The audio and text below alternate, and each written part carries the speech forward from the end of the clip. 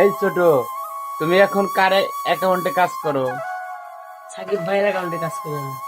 আচ্ছা, তুমি তোমার সাকিব ভাইয়ের অ্যাকাউন্টে যে কাজ করো, তুমি এ পর্যন্ত কি কি পাইছো?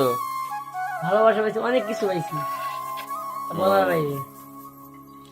তাহলে তুমি আমার এখানে কাজ করো নাকি? হ্যাঁ, তো প্রিয় দর্শক, যারা যারা আমার ভিডিও ঠিক মতো দেখেন, সবসময় আমাকে সাপোর্ট করেন, তাদের উদ্দেশ্যে দু একটা কথা বলছি।